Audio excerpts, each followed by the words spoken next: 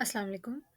आज के हमारे इस वीडियो का टॉपिक है प्रोनाउन एंड इट्स टाइप्स और ये है पार्ट्स ऑफ स्पीच सीरीज़ की तीसरी वीडियो जिसमें हम प्रोनाउंस को और उनकी टाइप्स को डिस्कस करेंगे। तो सबसे पहले हमें पता होना चाहिए कि प्रोनाउन क्या होता है। प्रोनाउन उसके नाम से ही ज़ाहिर है जिसमें नाउन वर्ड आ रहा है, तो इसका मतलब है कि ये नाउन को रिप्लेस करता है या नाउन की जगह लेता है किसी भी सेंटेंस के अंदर। सो नाउन क्या होता है, एक बार मैं रिकॉल करा दूँ। नाउन होते हैं नेमिंग वर्ड्स, किसी भी जगह, इंसान, चीज़, जानवर का नाम जो है वो एक नाउन होता है। लेकिन जब हम एक ही सेंटेंस में यानी कि हम रवानी में किसी एक चीज़ के बारे में बात कर रहे होते हैं तो हमें वहाँ पे उस नाउन को बार-बार उसकी रेपिटेशन को अवॉइड करने के लिए हमें वहाँ पे प्रोनाउन का इस्तेमाल करना होता है और इस तरह से हमारे जुमले छोटे भी हो जाते हैं। यहाँ पे नीचे कुछ मैंने एग्ज़ाम्पल्स दी हैं प्रोनाउंस की, आई, वी, यू, दे, इट और इसके अलावा भी काफ़ी प्रोनाउंस होते हैं। अब यहाँ मैं आपको एग्ज़ाम्पल देके समझाती हूँ। जैसे हम बात कर रहे हैं किसी बच्चे के बारे में जिसका नाम है अली, तो हम यहाँ पे बोलेंगे कि Ali is a boy, he goes to school, he reads in class 1। तो यहाँ पे आप देखें हमने बार-बार ये नहीं बोला कि Ali is a boy, Ali reads in class 1, Ali goes to school. हम बार-बार उसका नाम नहीं लेंगे। इस तरह से बहुत रेपिटेशन शो होती है हमारी बात के अंदर। सो हम यहाँ पे बोलेंगे, जैसे उर्दू में भी हम बोलते हैं वो स्कूल गया, वो इस क्लास में पढ़ता है, तो यहाँ पे हम वो यूज़ कर रहे हैं तो इंग्लिश में हम उसके इक्विवेलेंट वो की हम क्या यूज़ करेंगे, ही। और कहीं-कहीं हम हिज़ भी यूज़ कर सकते हैं, जैसे दिस इज़ हिज़ बैग, ठीक है? दिस इज़ अलीज़ बैग या हिज़ बैग हम यूज़ कर सकते हैं। तो यहाँ पे इस तरह के सारे जो वर्ड्स हैं जो एक नाउन की जगह पे इस्तेमाल किए जाते हैं नाउन की रेपिटेशन को अवॉइड करने के लिए, वो होते हैं प्रोनाउंस और इनको यूज़ करने से हमारे सेंटेंसेस छोटे भी हो जाते हैं कि हमें अगर हमारा नाउन बहुत लंबा है, जैसे कि हम बोलें कि I and my family are going to the picnic, फिर हम बोलेंगे वी एन्जॉयड वेरी मच। तो यहाँ पे हमने अपने नाउन को जो कि बहुत एक लेंथी नाउन था उसको रिप्लेस करने के लिए क्या यूज़ किया है, वी, सिर्फ एक वर्ड। सो इस तरह से हमारे सेंटेंसेस काफ़ी शॉर्ट भी हो जाते हैं इन लेंथ। सो अब हम डिस्कस करते हैं प्रोनाउंस की टाइप्स को। सो सबसे फर्स्ट हमारे पास है पर्सनल प्रोनाउन। ये इसके नाम से ज़ाहिर है कि पर्सनल प्रोनाउन किसी पर्सन को ही रेफ़र करता होगा, यानी कि किसी इंसान को, किसी जानवर को, किसी चीज़ को, उसके लिए जो उसकी जगह इस्तेमाल होता है। सो अभी जो मैंने एग्ज़ाम्पल्स आप लोगों को दी थी प्रीवियसली वो सारे पर्सनल प्रोनाउंस ही थे। यहाँ पे मैं उनको दोबारा से बता देती हूँ। जैसे कि I am afraid of mice, मैं चूहों से डरती हूँ। तो यहाँ पे जो आई है ये पर्सनल प्रोनाउन है।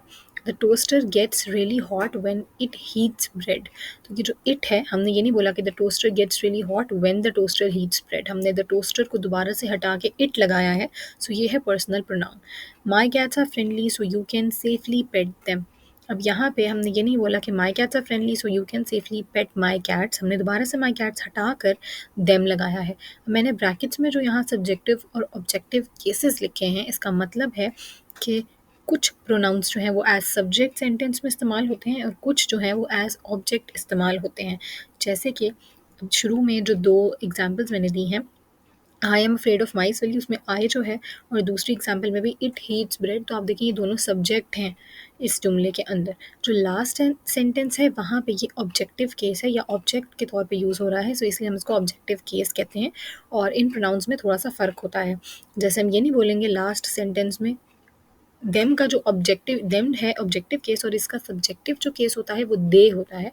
सो यहाँ पे आप देखिए दे अगर हम यूज़ करेंगे तो वो रॉन्ग लगेगा। My cats are friendly so you can safely pet they, तो ये रॉन्ग लग रहा है, पेट देम। सो हमने यहाँ पे at the end of the sentence जब हम किसी प्रोनाउन को इस्तेमाल करते हैं तो वहाँ पे हम ऑब्जेक्टिव केस लगाते हैं, ना कि सब्जेक्टिव केस। तो ये हमें यूजेज के साथ और प्रैक्टिस के साथ खुद ही अंदाज़ा हो जाता है कि हमने कौन सा प्रोनाउन कहाँ पे इस्तेमाल करना है। सो मूव करते हैं नेक्स्ट टाइप की तरफ जो है पोजेसिव प्रोनाउन। हमें नाम से ज़ाहिर हो रहा है कि पोजेसिव प्रोनाउन किसी पोजेशन को शो करता है। पोजेशन क्या होता है, मलकियत, यानी कि ये प्रोनाउंस जो हैं ये ओनरशिप, पोजेशन, रिलेशनशिप, इन चीज़ों को शो करते हैं। एग्जाम्पल देख लेते हैं। That toy on the shelf is mine, वो जो टॉय है शेल्फ पर वो मेरा है। सॉरी, इस सेंटेंस के अंदर अंडरलाइनिंग में थोड़ी मिस्टेक हो गई है मुझसे। यहाँ पे हमने अंडरलाइन दैट को नहीं करना बल्कि हमने माइन को करना है, क्योंकि हमने माइन जो है वो हमें पोजेशन को शो करा है कि वो खिलौना जो शेल्फ पर पड़ा है वो मेरा है। तो वर्ड मेरा शो करता है कि वो किसका है, यानी कि वो पोजेसिव प्रोनाउन है। हम चाहें तो इसकी जगह हम कौन सा नाउन लगा सकते हैं, जैसे अगर मैंने अपना नाम लगाना होगा तो मैं कहूँगी that toy on the shelf is इकराज़। एपॉस्ट्रोफी एस नाम के आगे लगाया जा सकता है, लेकिन अगर हम नाम को हटाते हैं तो हम यहाँ पे प्रोनाउन लगाएंगे। Your house is always decorated so nicely. अब ये हाउस किसका है? योर। तो यहाँ पे योर जो है वो पोजेसिव प्रोनाउन है। She had forgotten her jacket so I give her mine. तो यहाँ पे जो है माइन वो यहाँ पे पोजेसिव प्रोनाउन है, ना कि हर। हर भी प्रोनाउन है, लेकिन यहाँ पे आप लोग बताएंगे वो कौन सा प्रोनाउन है। हमने पीछे ही डिस्कस किया है, सो वो है पर्सनल प्रोनाउन, जबकि माइन जो है वो पोजेसिव प्रोनाउन है। तो जो पोजेसिव प्रोनाउंस होते हैं वो कौन से हो सकते हैं? वो हो सकते हैं your, mine, ours, theirs, his, hers. ये सारे जो हैं ये पोजेसिव प्रोनाउंस होते हैं जो कि मलकियत को शो करते हैं। नेक्स्ट मैंने ये एक टेबल बनाया है जिसके अंदर मैंने, क्योंकि अभी हमने पीछे पढ़े हैं पर्सनल और पोजेसिव प्रोनाउंस, तो उनको मैंने यहाँ पर बताने की कोशिश की है। बेसिकली पोजेसिव तो नहीं, लेकिन पर्सनल को ज़्यादा बताने की कोशिश की है, और उन केसेस को जो मैंने पीछे डिस्कस किए थे। पर्सनल प्रोनाउन की अगर बात की जाए और उनके केसेस की अगर बात की जाए, तो हमारे पास सब्जेक्टिव और ऑब्जेक्टिव केस होता है, जैसे कि मैंने डिस्कस किया था। तो फर्स्ट पर्सन की जहाँ अगर बात हम करते हैं तो उसका सब्जेक्टिव केस क्या होता है, ऑब्जेक्टिव केस क्या होता है, ये मैंने आगे टेबल में लिखा हुआ है, जो कि बहुत ही ईजी टू अंडरस्टैंड होगा इस तरीके से। अच्छा, साथ में मैं बताती हूँ फर्स्ट पर्सन, सेकेंड पर्सन और थर्ड पर्सन क्या होता है। फर्स्ट पर्सन होता है जो बंदा स्पीकर हो, जो बात कर रहा हो, यानी कि अगर मैं बोल रही हूँ तो मैं अपने आप को क्या बोलूँगी? आई बोलूँगी, और अगर हम लोग ज़्यादा होंगे तो मैं बोलूँगी वी। और अगर मैं अपने बारे में ऑब्जेक्ट के तौर पे बात करूँगी तो मैं मी बोलूँगी या अस बोलूँगी। जैसे मैं अगर बोलूँ please give the books to my family, और अगर मैं इसकी जगह प्रोनाउन यूज़ करूँ तो मैं क्या बोलूँगी? Please give the books to us. ठीक है, तो यहाँ पे हमने क्या किया, अपनी फैमिली जो हमारी थी फर्स्ट पर्सन, क्योंकि हम लोग ही बात कर रहे हैं, तो उसको रिप्लेस किया प्रोनाउन के साथ ऑब्जेक्टिव केस के, तो वहाँ पे आ गया अस। तो फर्स्ट पर्सन कौन सा होता है? स्पीकर, जो बात कर रहा होता है। सेकंड पर्सन होता है लिसनर, जो सुन रहा होता है, यानी मैं जिससे बात कर रही हूँ मैं उसको क्या कह के मुखातिब करूँगी, या तो मैं उसका नाम लूँगी, या उसका नाम नहीं लेना चाहती, कोई प्रोनाउन लगाना चाहती हूँ, तो कौन सा प्रोनाउन लगेगा? यू लगेगा। अब वो बंदा एक हो या ज़्यादा हो, यू ही लगता है, सिंगुलर के लिए भी और प्लूरल के लिए भी, ऑब्जेक्ट के लिए भी और सब्जेक्ट के लिए भी यू ही लगता है सेकंड पर्सन में। सेकंड पर्सन कौन सा था? लिसनर था। अब आते हैं थर्ड पर्सन की तरफ। थर्ड पर्सन कौन सा होता है? वो जिसके बारे में हम बात कर रहे होते हैं। जैसे अगर दो लोग हैं, फर्स्ट और सेकंड पर्सन, इनके स्पीकर और लिसनर, वो आपस में किसी तीसरे बंदे या किसी तीसरी चीज़ के बारे में बात कर रहे हैं, तो वो तीसरी चीज़ या तीसरा बंदा थर्ड पर्सन कहलाएगा। और उसके लिए बात करते हुए अगर सब्जेक्टिव केस का इस्तेमाल करेंगे तो हम बोलेंगे ही, शी, लड़का है तो ही, लड़की है तो शी, कोई चीज़ है या न्यूट्रल जेंडर की कोई चीज़ है तो इट, या कोई जानवर है तो भी इट बोलेंगे, और अगर वो ज़्यादा है तो उनके लिए दे बोलेंगे, यानी जिनके बारे में हम बात कर रहे हैं। और अगर हम उनके बारे में बात करते हुए ऑब्जेक्टिव केस का इस्तेमाल करेंगे तो हम लड़के के लिए हिम, लड़की के लिए हर, और कोई चीज़ है तो इट ही रहेगा वो, और अगर ज़्यादा लोगों के बारे में बात हो रही है तो देम का इस्तेमाल करेंगे। मैं ऑब्जेक्टिव केस की अगर एग्जांपल दूँ, मैं बोलूँ कि आई रियली लाइक आयशा, तो यहाँ पे अगर मैं आयशा को रिप्लेस करना चाहती हूँ तो मैं बोलूँगी आई रियली लाइक हर। मैंने आयशा को रिप्लेस कर दिया और ऑब्जेक्टिव केस के तौर पे मैंने वहाँ पे हर लगा दिया। सो इसी तरह से आप ऑब्जेक्टिव और सब्जेक्टिव केस में इस तरह के प्रोनाउंस को इस्तेमाल करते हुए सेंटेंसेस बना सकते हैं। आगे अगर हम मूव करें तो ये मैंने लिखे हैं नंबर, यानी कि जैसे हमने नाउन के बारे में नाउन नंबर पढ़े थे, सिंगुलर प्लूरल, तो यहाँ पे प्रोनाउंस में भी हम नंबर के तौर पे उनकी बात कर सकते हैं, सिंगुलर और प्लूरल की।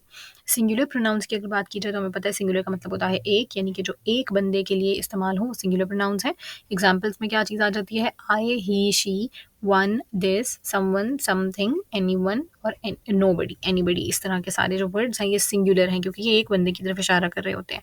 प्लूरल प्रोनाउंस इसके मुकाबले में वो हैं जो ज़्यादा बंदों या ज़्यादा चीज़ों की तरफ इशारा कर रहे हों, जैसे कि we, they, us, them, ourselves, themselves, those, these, many, several others. इस तरह के जो वर्ड्स हैं ये ज़्यादा चीज़ों की तरफ पॉइंट आउट कर रहे होते हैं, इसीलिए हैं प्लूरल प्रोनाउंस।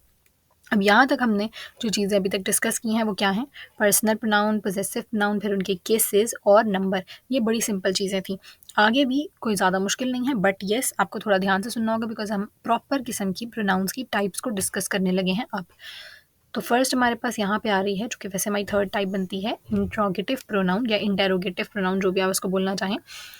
ये नाम से ज़ाहिर है इंट्रोगेटिव का मतलब होता है क्वेश्चन, तो यहाँ पे वो प्रोनाउंस हैं जो क्वेश्चंस बनाने के काम आते हैं, ठीक है। इसके अंदर हमारे पास WH फैमिली आती है मोस्टली, यानी कि सारे जो WH से वर्ड स्टार्ट्स होते हैं तो वो सारे हमारे पास इंट्रोगेटिव प्रोनाउन में आते हैं। जैसे who wants a bag of jelly beans, who यानी कौन, तो यहाँ पे ये वर्ड जो है किसी इंसान को शो कर रहा है लेकिन ये सवाल बनाने के काम आ रहा है, तो ये इंट्रोगेटिव प्रोनाउन है। What is your name, which movie do you want to watch, whose jacket is this. तो यहाँ सारी जो वर्ड्स हैं वो किसी ना किसी चीज़ की तरफ, किसी इंसान की तरफ पॉइंट आउट करने के भी काम आ रहे हैं और साथ ही साथ सवाल बनाने के भी काम आ रहे हैं, तो ये सारे इंट्रोगेटिव प्रोनाउंस हैं।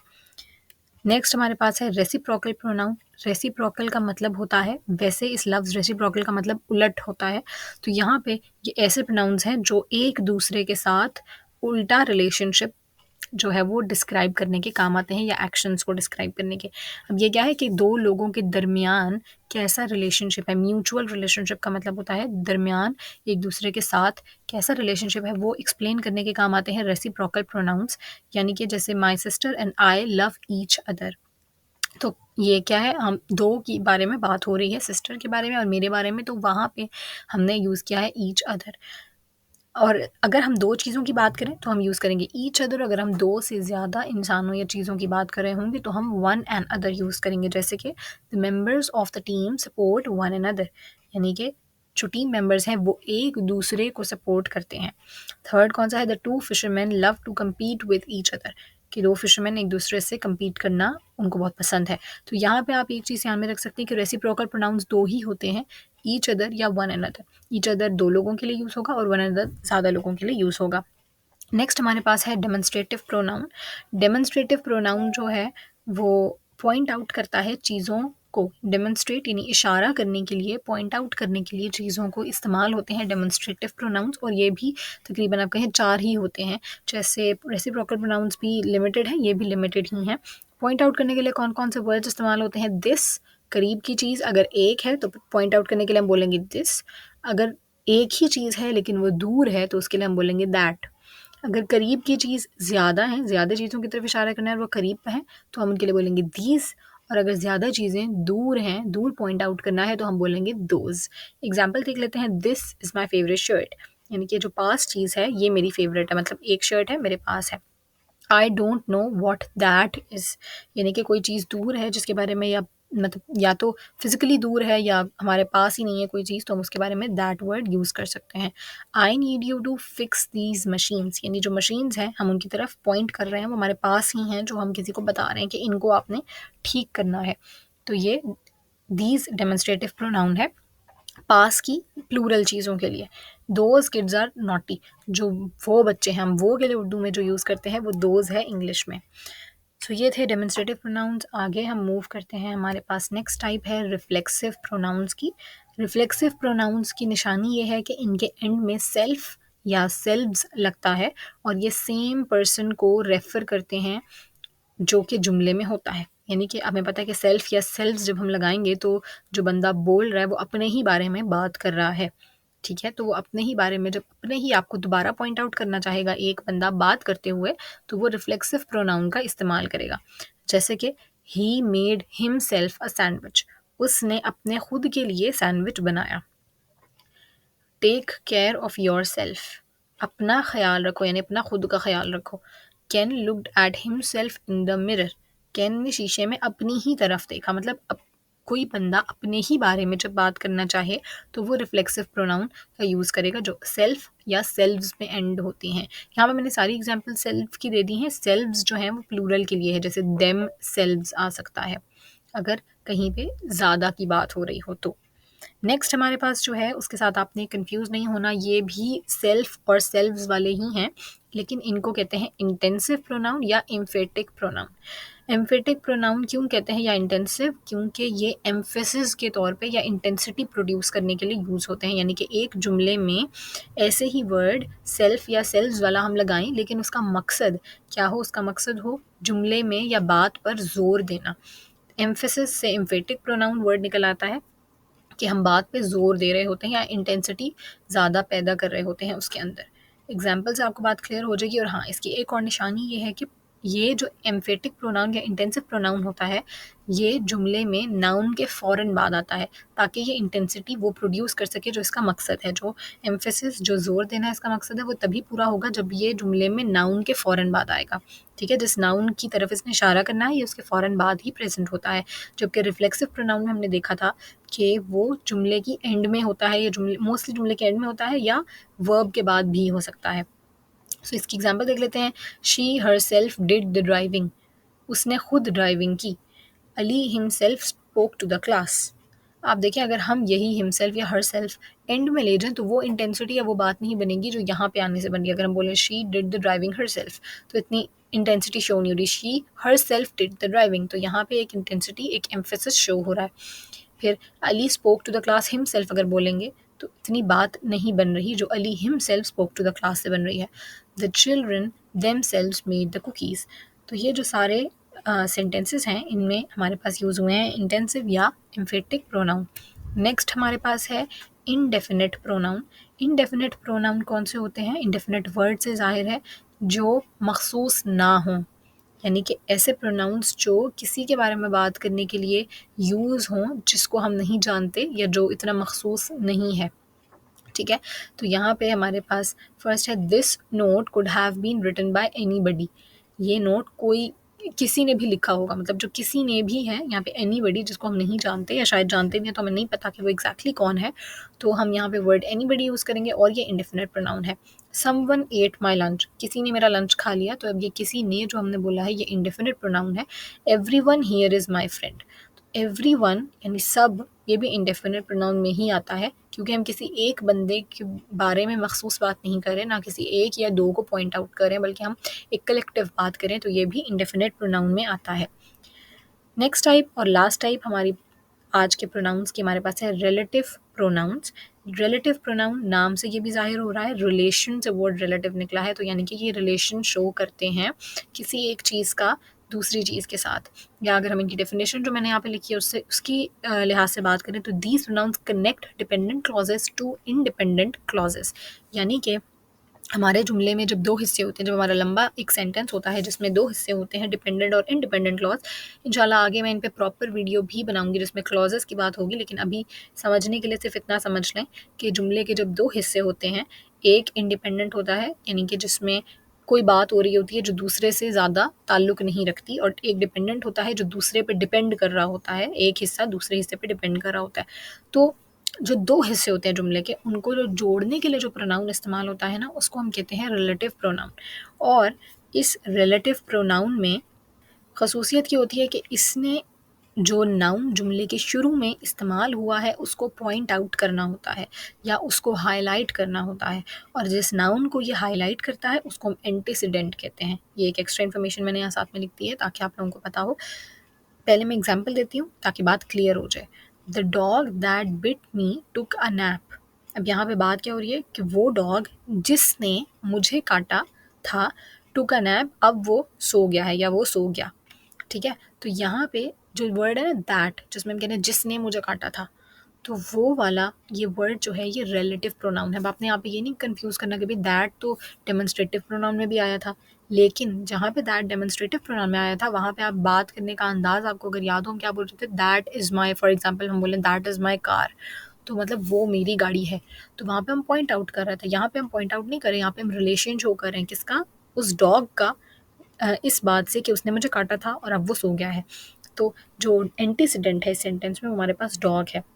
नेक्स्ट सेंटेंस है the ball which I lost last year was in the yard. वो गेंद जो मैंने पिछले साल खो दी थी वो यार्ड में पड़ी है। ठीक है, वो हमारे गार्डन लॉन में पड़ी है। तो यहाँ पे जो विच है ये रिलेटिव प्रोनाउन है, यानी कि वो गेंद जो मैंने खो दी थी। तो ये हमें शो करा रहा है कि गेंद का रिलेशन शो करा रहा है आगे वाले जुमले के साथ, और यहाँ पे जो बॉल है वो एंटीसीडेंट है हमारा। The girl who wears a green hat is my friend. वो लड़की जो ग्रीन हैट पहनती है वो मेरी दोस्त है। तो यहाँ पे भी जो हु वर्ड है वो रिलेटिव प्रोनाउन है क्योंकि वो लड़की का रिलेशन शो करा है बाकी सेंटेंस के साथ। अब विच और हु भी जो है ये पीछे कहीं ना कहीं हमारे इंडेफिनिट बल्कि इंट्रोगेटिव प्रोनाउन में इस्तेमाल हुए थे, तो इनको भी आपने कंफ्यूज नहीं करना क्योंकि वहाँ ये क्वेश्चंस बना रहे थे और यहाँ ये रिलेशन शो कर रहे हैं। तो इस तरह वर्ड के यूजेज पे भी डिपेंड करता है कि वो कौन सी टाइप ऑफ प्रोनाउन से ताल्लुक़ रखता है। सो आई होप आज जो मैंने सारी टाइप्स डिस्क्राइब की हैं आपको सब क्लियर होंगी। फिर भी अगर कोई प्रॉब्लम हो तो आप लोग कमेंट सेक्शन में पूछ सकते हैं। आई होप कि मैं सबके आंसर करूँ। Thanks for watching the video. Please channel को सब्सक्राइब कर दें अगर आप चाहते हैं कि मज़ीद इस तरह की कुछ वीडियोज़ आप तक पहुँचती रहें। अंटिल द नेक्स्ट वीडियो, अल्लाह हाफ़िज़।